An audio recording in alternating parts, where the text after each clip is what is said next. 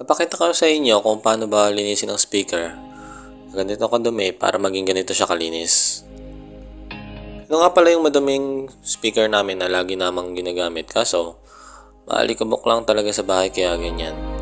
Parang gusgusing bata na pabayaan sa labas. May mga gagamba pang ayaw iwan ng bahay nila eh. Ito nga pala mga gagamitin natin. Pamunas, brush, screwdriver, pangalis ng cover, at yung spray paint para lang naman yan sa kinakalawang ng cover namin. Simulan agad natin, tanggalin muna natin yung screw ng cover at iwalay ang linis nun sa body niya.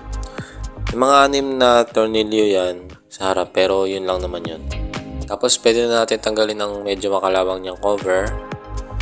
Tingnan nyo naman ang itsura nung tinanggal ko na yung cover. Binahaya na nga ng gabok, pwede nang taniman ng buto yung mangga. Una, punasan muna natin gamit ang tuyong basahan para maalis ang alikabok. Suot lang tayo ng face mask at may allergy kasi ako sa ganyan. Mabahinga ako ng madami pag nakalanghap ako ng alikabok. Kaya yung mga katulad ko, kailangan may baon kayong face mask kapag maglilinis ng mga tinatago nyo sa ilalim ng kama. Talagang saksakan na siya ng dami ng alikabok pero hindi naman mahirap alisin. Mahirap lang na part ay yung mga singit-singit at hindi abot ng daliri natin sa pagpupunas.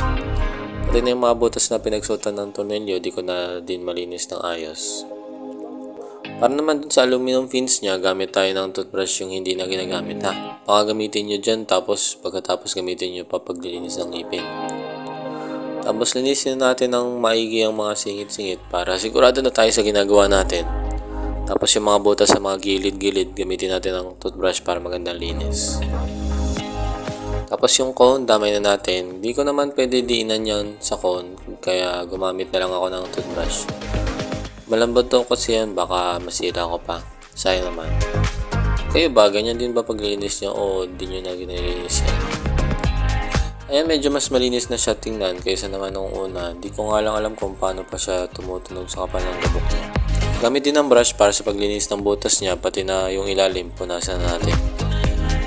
Ayun nga po, halos malinis-linis na kumpara nyo nung una. Pagkatapos mapunasan natin ng tuyong basahan, gumamit naman tayo ng basa para kumapit na din yung mga alikabok na di natin natanggal kanina. Kung napunasan na nga, nabawasan pa uli natin yung alikabok. Ang di lang natin natanggal ay yung mga puti-puti sa kanya, parang gasgas na yan eh. At yung mga butas may itim-itim na din kaysa nung una na kulay brown. Next naman ay yung screen cover niya sa una. Wala ganong dumi yung harap pero nung sa likod na, andun pa rin pala yung mga alikabok na kumapit na. Pero magagawa naman ang paraan ng basahan at brush natin. May konting kalawang na kasi yung screen niya kaya gusto ko din takpan ng pintura. Sandalan natin yung screen tapos sprayan natin yung likod. Tapos yung una naman, mas kita yung kalawang niya sa una. Kayang-kaya naman ang pang-spray natin ng moss na paint yan. Pagkatapos nga natin siyang patayuin, balik na natin siya sa speaker tapos tingnan natin yung itsura. Kasi naanak ko kaya may katulong na uli ako sa panggugulo sa ginagawa ko. Balik muna natin yung screw ng screen. Yan na nga po ang finished product, di naman masama kundi sa mga puti-puting gasgas niya. Gawa na sa katagalan natin.